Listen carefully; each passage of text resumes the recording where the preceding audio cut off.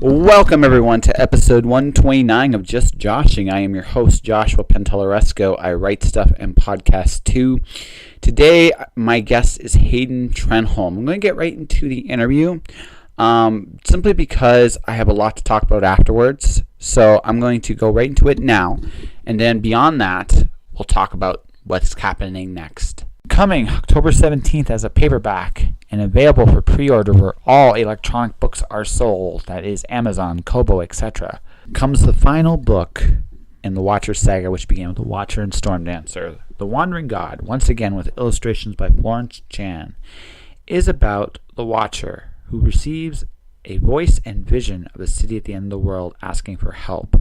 And there his friends and himself go journey, overcoming their own doubts and trying to solve the mystery of the Wandering God. Can it get to him before the dragons get there first? Find out October 17th. We'll do what we can, and that's it. So listen, I'm just turning it on. So anything incriminating you'd like to say, do so now. I'm good to go. Oh, you're good to go? You're good to go. I want to say, make sure I got Hayden Trenholm. That's right. That's right. So I'm just making sure. So how was your weekend? It was a great weekend. We sat on lots of panels, but more importantly, we had 3 book launches, 3 great writers, 2 of them from Calgary, 1 from Toronto. Yeah. They were all here, and we sold a pile of books, so we're pretty happy with that. As a publisher, you always want to sell a pile of books. Yeah, absolutely. That's a goal. So we talked about this a little bit off the air. So you were a writer first and then a publisher second. That's right. How did that come about? Okay, well, I came late to writing. Yeah. So I started out as a playwright.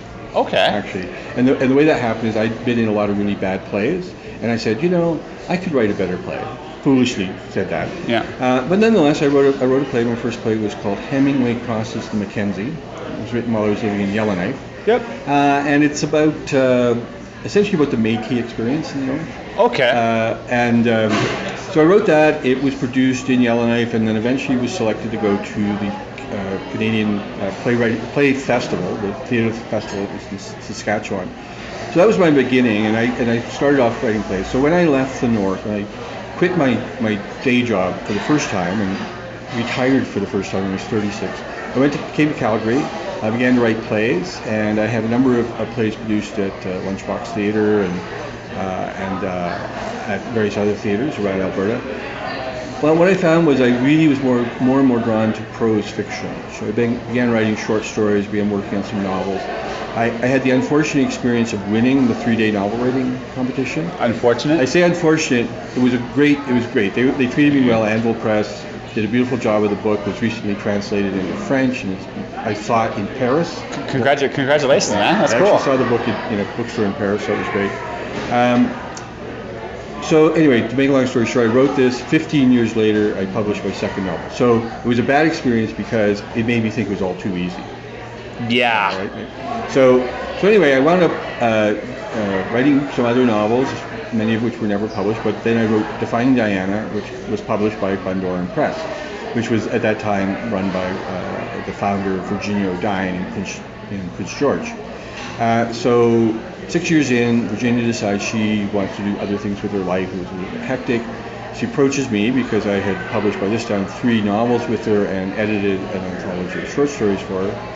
I said, would you be interested in buying this press? And I went back and forth. I did all the math. I came to the conclusion, woke up one morning, and I said to my wife, I said, I'm too old to get into business. So by the end of the day, I bought the press.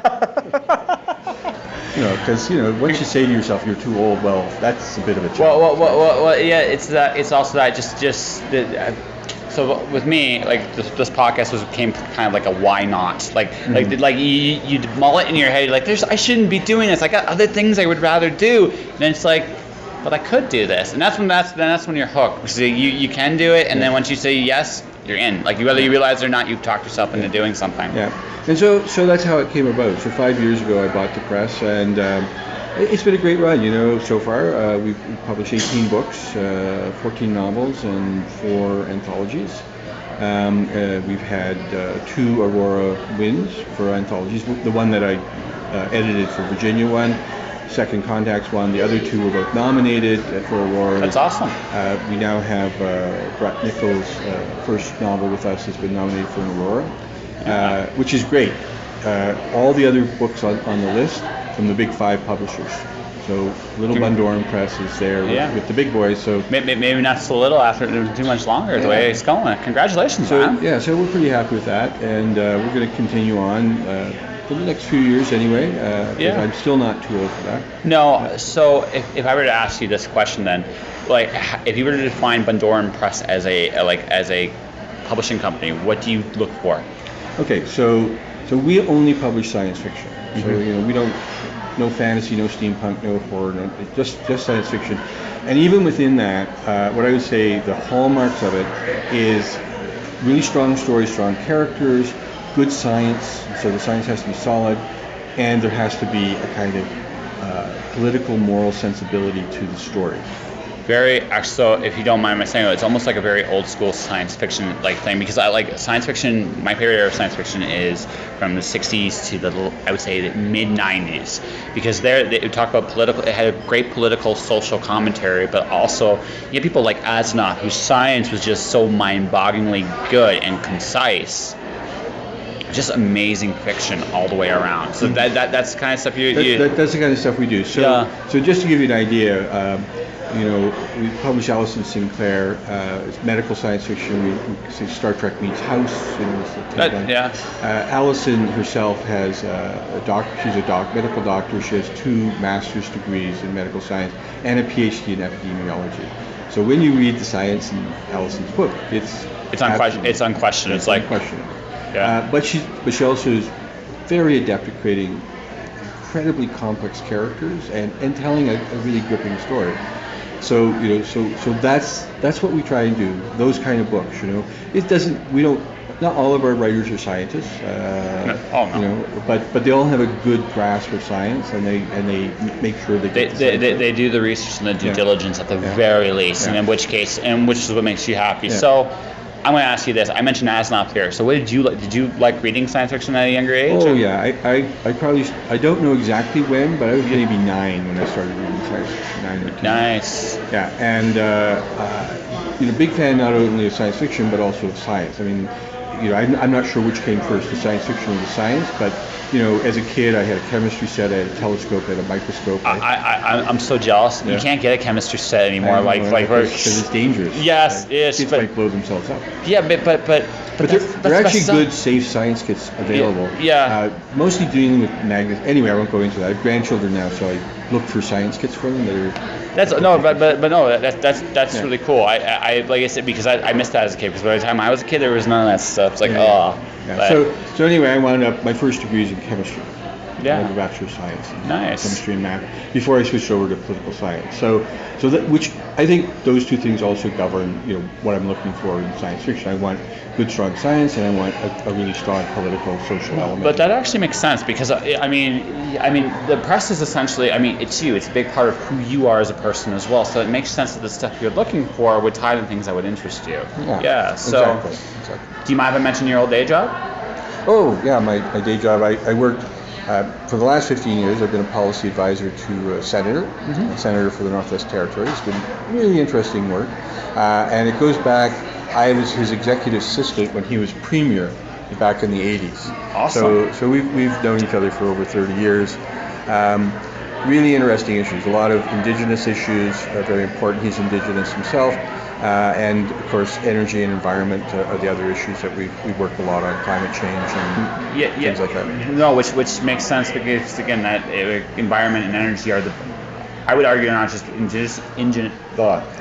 indigenous problems, but also just the worldwide problems now, because we are facing a major resource crisis, because there's so many people, and the way we distribute our wealth, it makes it so that I'm again just things like I'm looking at just the price of toilet paper year a year, smaller rolls, bigger price, and we're getting to a point where not just like stuff like that, but even food. There's shortages now. There's water issues. These are very relevant things going on today. Absolutely. Yeah. Absolutely. And one of the jobs of science fiction is to make people question the status quo. We can do thought experiments, we can pose questions and provide some answers that maybe just opens people's minds up a little bit, makes them think about things, and I think that's important. It's not you're not going to change people by yelling at them. No. You change people by getting them to ask their own questions.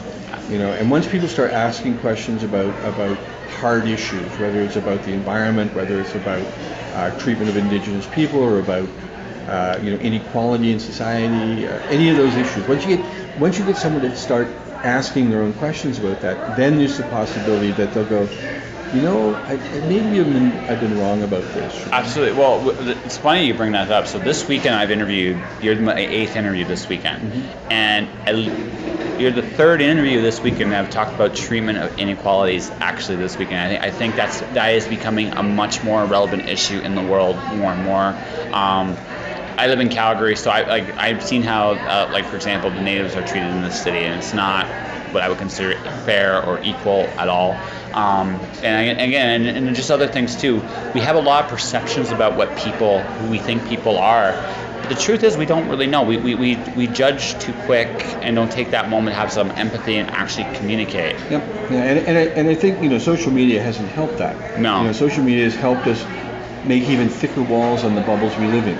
Well, that's the nature. Okay, so Facebook, it's interestingly enough. So I look at Facebook. If I click on something on a Facebook page, all of a sudden they try to alter and change my like my advertisements, not just my advertisements, but even the articles they're sending me and presenting me. They're of a specific viewpoint and mindset, which is I think very dangerous, because we don't. I'm wrong about a lot of things. Right? I don't know. I don't have the answers to everything, but I want to learn. And if this information is done by a slant or a bias, I'm being misled by my own choices. Yeah. Right. So I'll give you a suggestion on how to deal with Facebook. Yeah. Always keep in mind the mistake people make. I see people make this mistake all the time, and it doesn't matter how sophisticated they are or how many degrees they have. They make the same mistake. They think Facebook is a public service.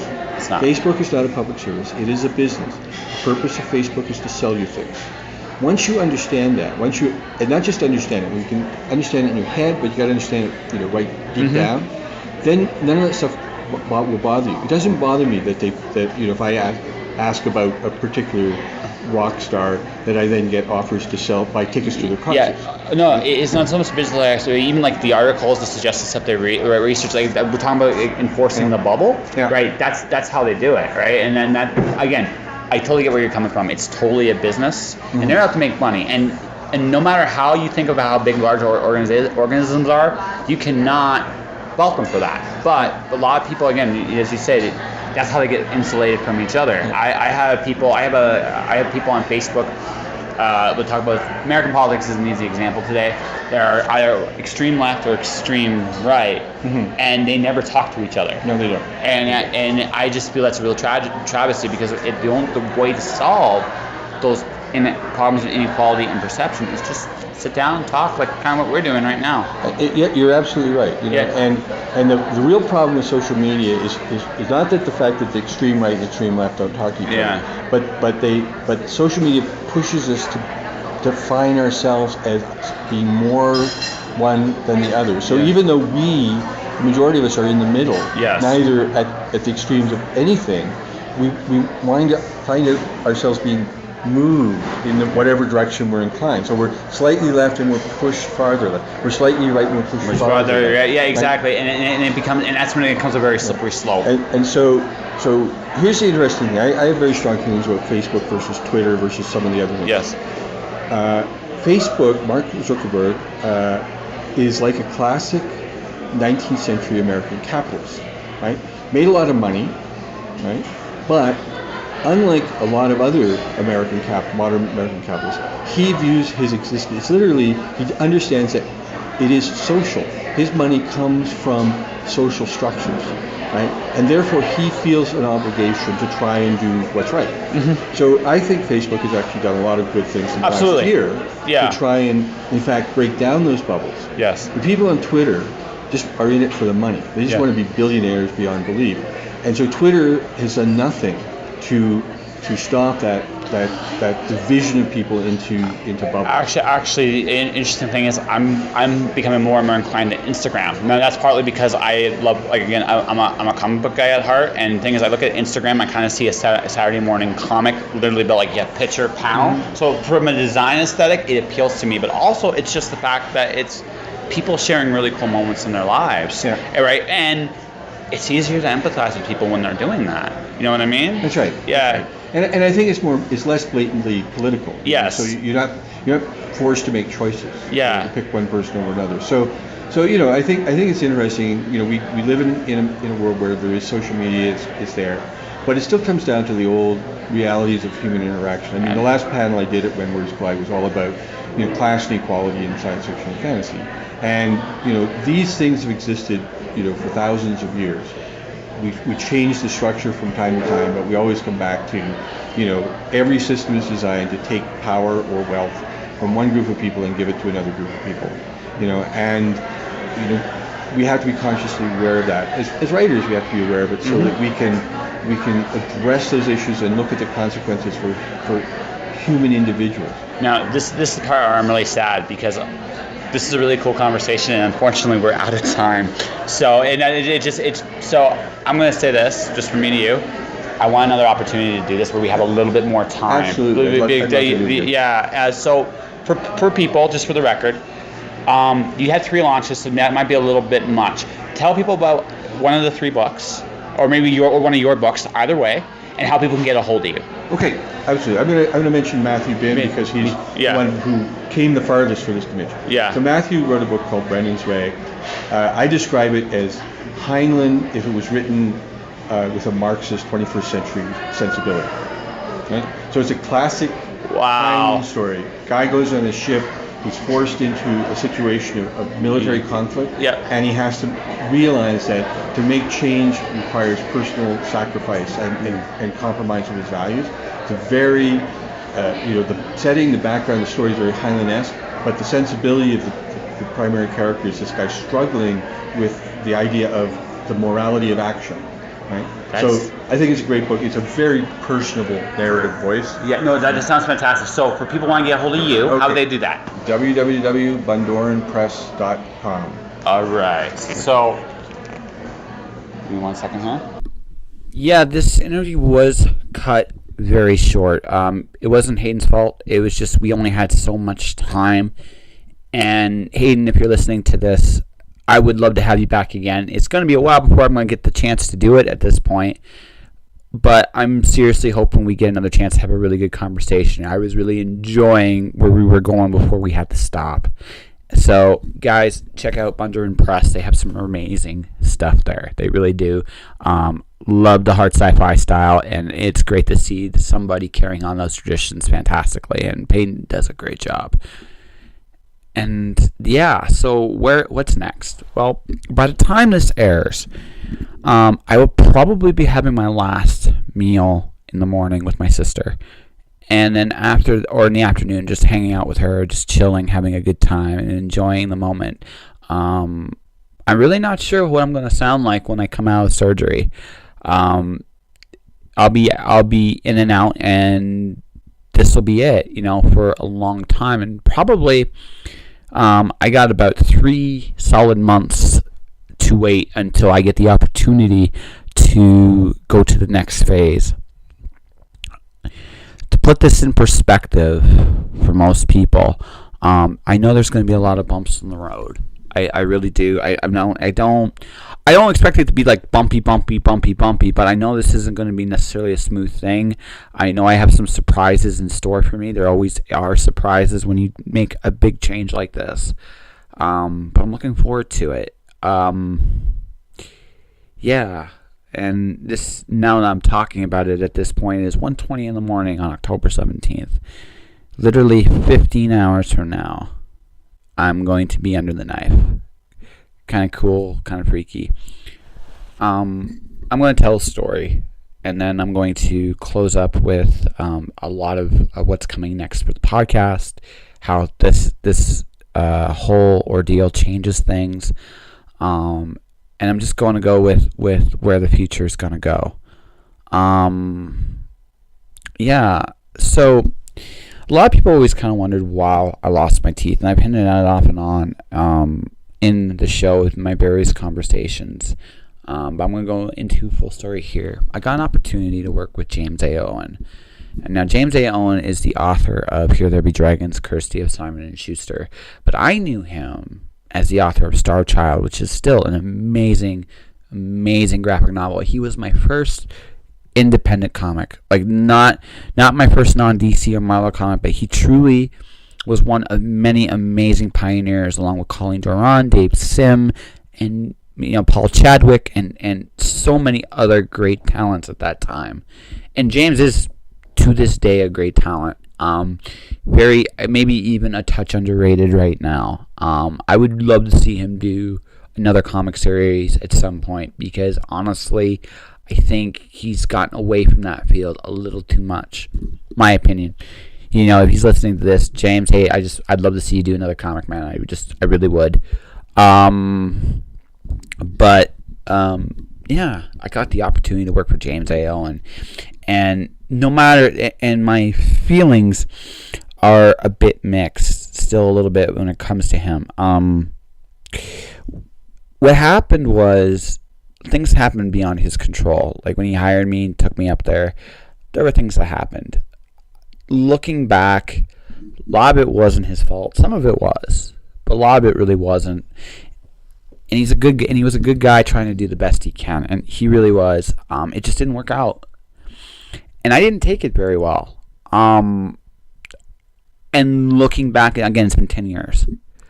Looking back on that, I wish I had handled it a little better. I really do. That said, I can't fault myself for what I felt. I still feel a little bit, to some degree, that my time there, and I loved my time there.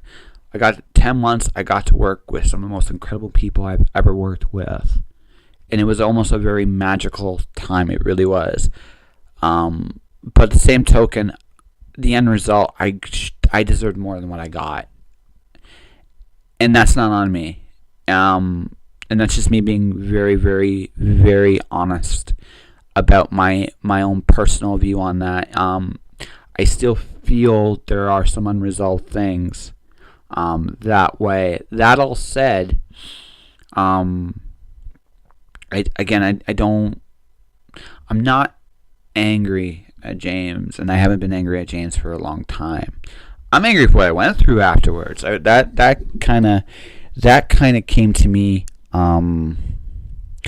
making the decision to fix my teeth. I didn't realize where that anger still was. And I realized, and again, I've been very reflective the last couple months, because I knew this was coming up. And I've been thankful for a couple months, because I really was.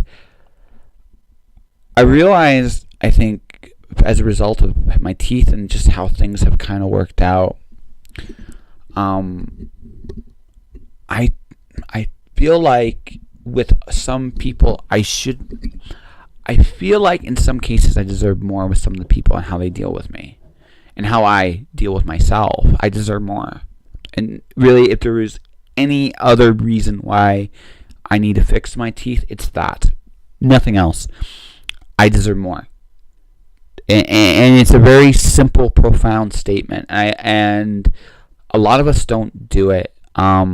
We don't feel that way. I deserve more than having friends. I feel like some of my friends, and this has been an interesting year for this, some of my friends have taken me for granted. And now I have to close the door on some things now, because and I feel like that was the thing. I let myself feel like I've been taken for granted. And I'm not going to do that anymore with anybody. So if you're listening to this, things are going to be very different when I'm through the other side of this, in terms of how I treat myself and how I treat you based on how you treat me. I'm not going to be a dick, but I'm not. If you treat me like you can just see me anytime, any place, anywhere, I'm going to treat you the same way. and I don't think you're going to like how I do it because I'm going to be a little bit more blatant about it. I've nothing else. I'm honest in my dickery. But I don't want to go too much more than that. This is something I realize. Taking care of this is a sign that I'm ready to take care of myself and treat myself better than I have in the past. And I feel like everybody needs to hit that point at some point, and that's where I am at right now. And it's really funny because also today my book's out, like officially out. The Wandering God. You can get your book, and the book's available, and I would love it if people bought it. I would love it if people reviewed it, and I wish I'd done a little bit more, but this has been such a big step. So where do I go from here? So what's happening next? The podcast has enough content to go 141 episodes. I have my first 3-parter coming up down the road with Tim Reynolds. I have 2 really interesting alternative podcasts in the next couple weeks, and I got like a really cool list of guests to close out the podcast for a while, because I'm not going to be interviewing anybody for a long time. And after that, I'm going to do a kind of a greatest hits. I have 141 conversations, and some of them definitely one of my favorites. I'm going to be reissuing my favorite conversations until March. And then March next year, the podcast will be back in full, and it'll almost feel like it's new and yet very old at the same time. There's definitely going to be some changes and some things happening next year about this podcast, and that's the other reason why I'm fixing my teeth. Doors are opening, and I am in the media, and like it or not, people judge you by your looks to some degree, and this is something that has been long overdue. I know I might be babbling, but I want to get this all out now. Because I'm not going to have a chance to talk about this for a long while. I want to thank everybody in the last few days. I was genuinely touched by just the kindness of people that don't know me that well. It blew me away. It really has. Whether you were Miranda Krogstad, who gave me this awesome soup recipe. Merrick, hey dude, I just interviewed him once. He's a really cool dude, and I'm hoping, I haven't seen the results yet, that he won his award, because they deserve someone like him, and that was really touching. I've never experienced that, and it's really touching, and my friends that were there that offered to help, Lance Bond, Eric Sorensen, Allie, Lance's wife. I'm looking forward to that soup. I really am. My sister, Rachel. Listen, I love you, and I'm very happy in my life. To everyone else, thank you. Thank you very much. I'm almost kind of tearing up here, and I'm a little shocked at this, but yeah, I'm going to make myself better. And I'm scared, but I'm also hopeful, and I'm eager, and I can't wait to do this and get to the other side of this, however it takes, how long it takes. So, thank you all, and I'll talk to you guys next year. I'm looking forward to it. And I want to say, finally, that, you know what? Do what you feel called to do. And don't quit. Don't stop. We all have the ability to do great things. And if anything, this podcast has taught me more than anything else, there's a lot of amazing people out there who aren't letting excuses get in the way of them going for something. And I've been very flattered to meet and talk to these amazing people all the time. So thanks, guys, for being part of my show. And I'll see you all soon. All right? All right. Thank you very much. Josh.